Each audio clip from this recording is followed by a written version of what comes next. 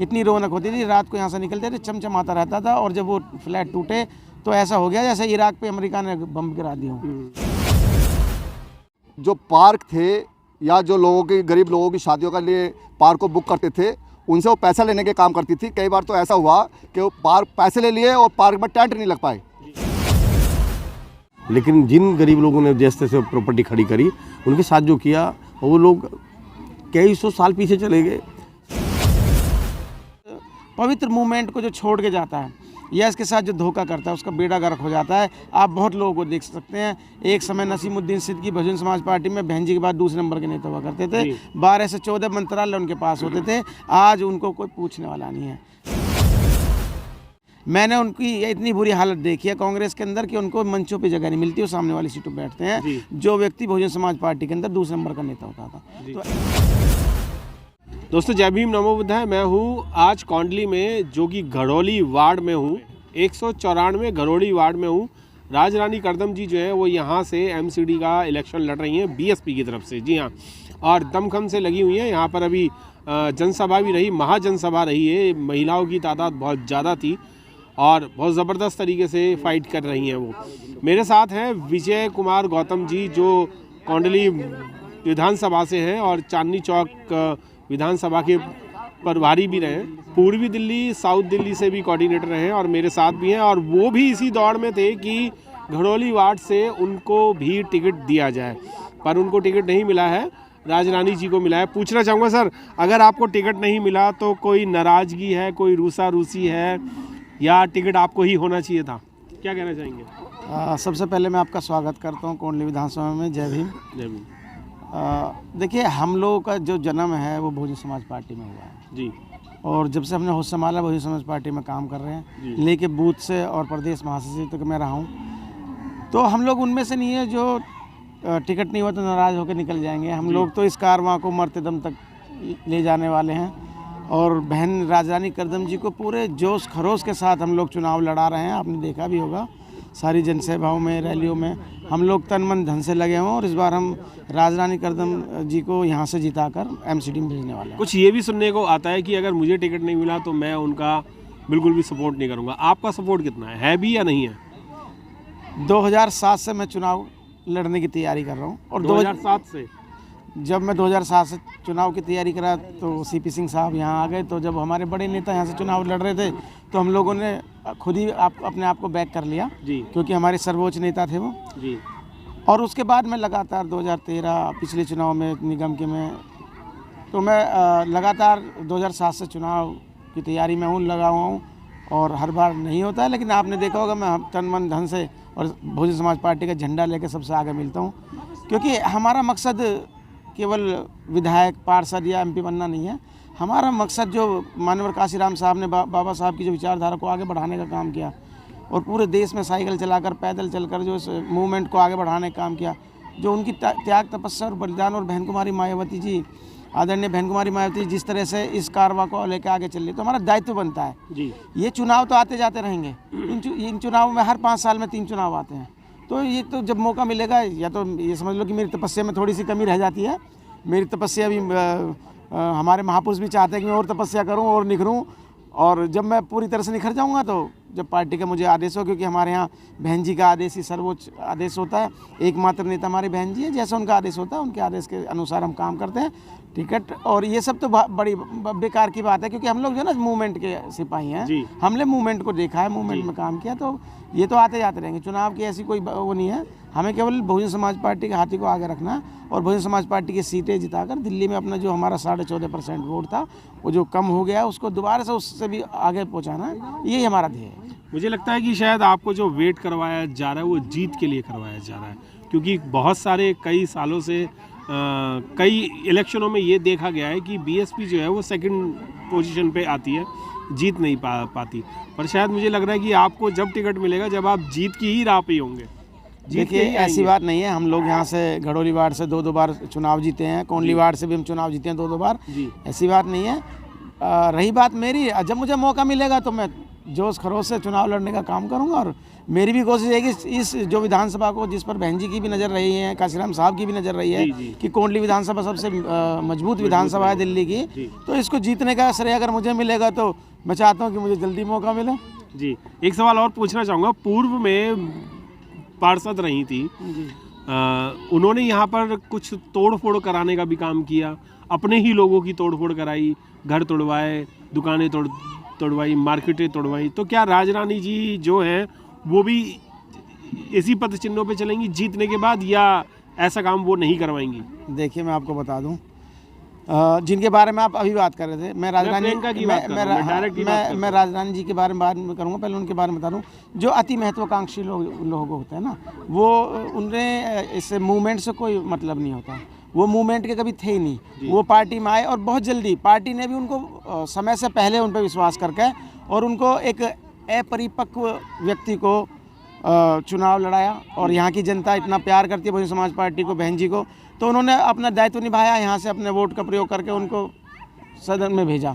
लेकिन उन्होंने क्या किया, उनको दूसरी बार भी चुनाव लड़ा। लेकिन वो अति महत्वाकांक्षी लोग हैं, उनको मूवमेंट से कोई मतलब नहीं है। वो हमारे बीच में ऐसे लोग आते रहते हैं और जाते रहते हैं। लेकिन मैं आपसे एक बात कहना चाहता हूँ कि जो इस पवित्र मूवमेंट को जो छोड़ के जाता है या इसके साथ जो धोखा करता है, उसका बेड़ा गर्क हो जाता है। आप बहुत लोगों को देख सकते हैं। एक समय नसीमुद्दीन सिद्दीकी बहुजन समाज पार्टी में बहन जी के बाद दूसरे नंबर के नेता हुआ करते थे। 12 से 14 मंत्रालय उनके पास होते थे। आज उनको कोई पूछने वाला नहीं है।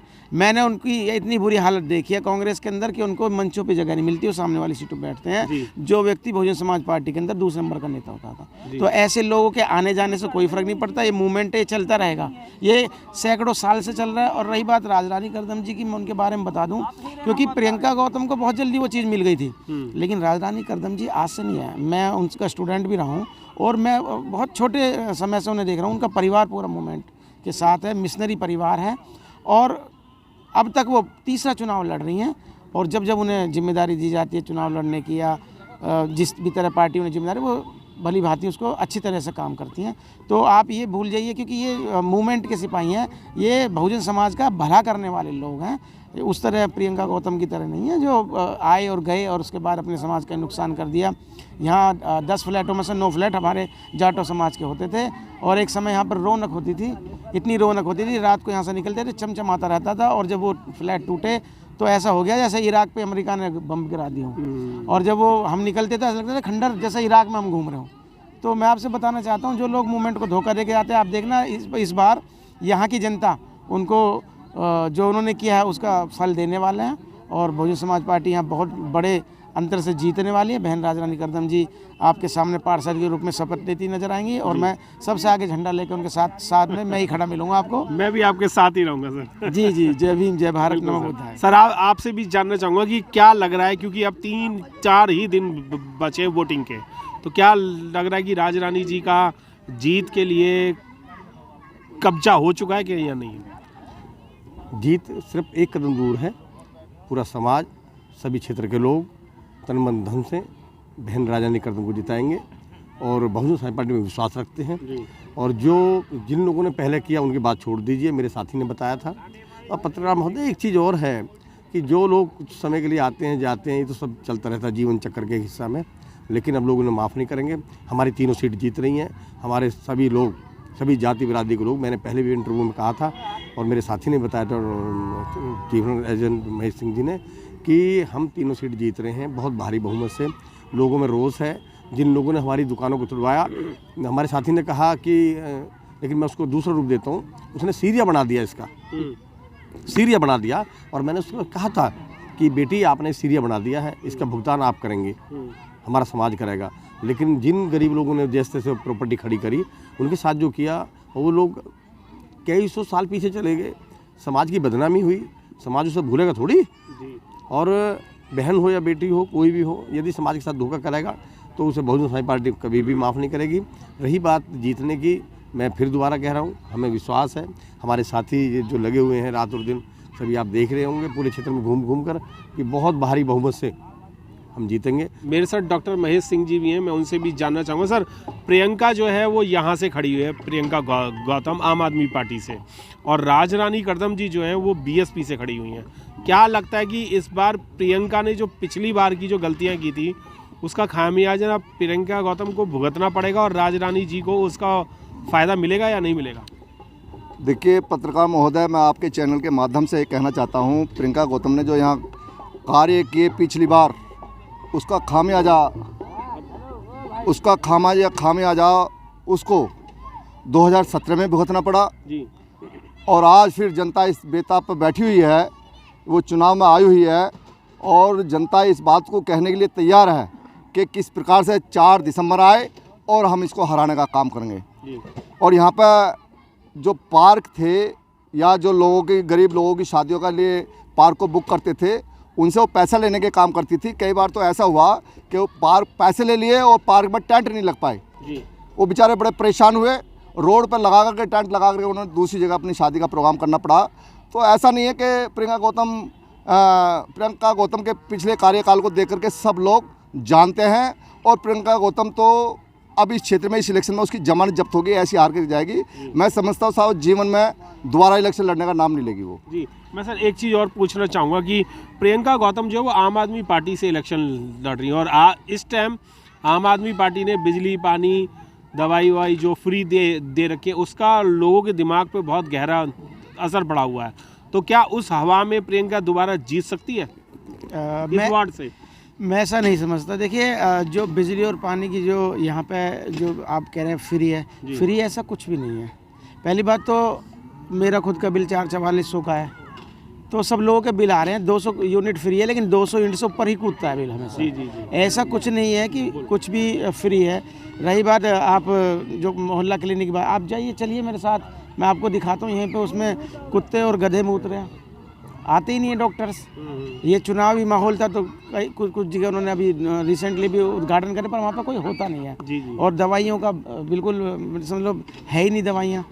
और जो आप कह रहे हैं कि जैसे ये जो लोग मुफ्त की जो बात करें ना, कि जो 5 किलो चावल से आके आप पूरे महीना खा लेंगे, मैं नहीं समझता कि एक व्यक्ति पूरे महीने में 5 किलो राशन ही खाता होगा। और राशन भी किस क्वालिटी का वो लोग दे रहे हैं, जिसको मतलब जो सड़ जाता है, गला सड़ा अनाज वो मिल रहा है लोगों को। तो जी, तो इनसे कोई फ़र्क नहीं पड़ने वाला और खुद की छवि भी इनकी बहुत बेकार है। मैं तो कहता हूँ कि जो लोग इन्होंने जैसे रोज़गार के बारे में ये बात नहीं करते हैं, ये शिक्षा स्वास्थ्य के बारे में बात नहीं करते हैं।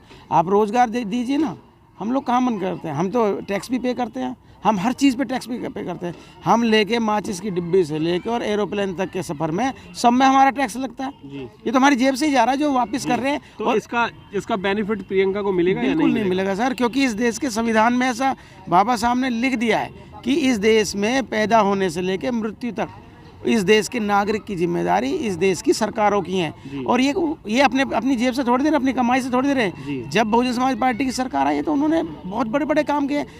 हमारी बहन जी ने कभी मुफ्त की बात नहीं करी है। बहन जी ने रोज़गार देने का काम किया। बहन जी ने पट्टे पे ज़मीनें देने का काम करें कि वो अपने खेतों में हल चलाएं, अपने खेतों को जोतें, वहाँ से अनाज पैदा करें, खाएं। तो बहन जी सक्षम करने की बात करती हैं। तो हम लोग ये जो हमारे सारे नेता भी कहते हैं, बहन जी कहते हैं, काशीराम साहब भी कहते हैं, हमें देने वाला समाज बनना, लेने वाला समाज बनना। क्योंकि हमारा समाज बहुत पिछड़ा रहा है अब तक। तो अब जब देने वाला समय आएगा तो हम देने वाला बनना चाहेंगे, लेने वाला नहीं। और ये बात सब लोगों की समझ में आ रही है कि हमारा 5 किलो राशन से, बिजली पानी, इनसे कोई भला नहीं होने वाला। हमें जब तक रोजगार, शिक्षा, स्वास्थ्य, शासन, सत्ता हमारे हाथ में नहीं आएगी तब तक हम अपने लोगों का भला नहीं कर पाएंगे। आप अपने क्षेत्र वालों से क्या अपील करना चाहेंगे? मैं अपने क्षेत्र के लोगों से यही कहना चाहता हूँ कि आप लोगों को बड़ी उस दृष्टि से देखा जाता है कि भाई ये कोंडली विधानसभा है और ये कोंडली विधानसभा से मजबूत विधानसभा में, और आपने पहले भी ये चमत्कार कई बार करके दिखाया। तो मैं अपने क्षेत्र की जनता से हाथ जोड़ के अपील करना चाहता हूँ कि इस बार भी वो अपना दमखम दिखाएं, अपने वोट का सही प्रयोग करें और सही कैंडिडेट को, बहन कुमारी राजरानी करदम जी को, जो बहुजन समाज पार्टी के हाथी के निशान पर चुनाव लड़ रही हैं, उनको अपना ज़्यादा से ज़्यादा वोट देकर, और मैं तो कहूँगा सुबह किसी भी काम करने से पहले सबसे पहले वोट देने का काम करें। वो जाए बूथ पर, सबसे पहले अपना वोट देने के बाद उसके बाद नाश्ते की बात करें और बहन राजरानी करदम जी को भारी से भारी बहुमत में जिताकर उनको एमसीडी में भेजने का काम करें। और ये आप करते आए हैं और मुझे पूरा विश्वास है ऐसा लोग इस बार फिर दोबारा से करने वाले हैं। तो मैं बस सभी लोगों से यही इल्तिजा करूँगा कि भाई अपने वोट का सही उपयोग करें और बहन राजरानी करदम को ही वोट दें। जी, मैं आपको बताना चाहूँगा कि राजरानी करदम जी जो है वो वार्ड नंबर 194 से इलेक्शन लड़ रही हैं और बीएसपी की प्रत्याशी हैं। बहन कुमारी मायावती जी के कार्य तो आपने यूपी में बहुत सारे सुने ही हैं और राजरानी जी ने भी यहाँ पर अपना जो कार्य का वो बताया है कि किस किस तरीके से मैंने काम करने हैं, वो पूरी जनता के सामने आज यहाँ पर बोल चुके हैं वो। और इन सभी की यही अपील है कि बीएसपी को वोट दें और बीएसपी को ही मजबूत बनाएं। आप बीएसपी को मजबूत बनाते हैं, इट मीन्स अपने आप को भी मजबूत बनाते हैं। जय भीम, नमो बुद्धाय। मिलेंद्र गौतम।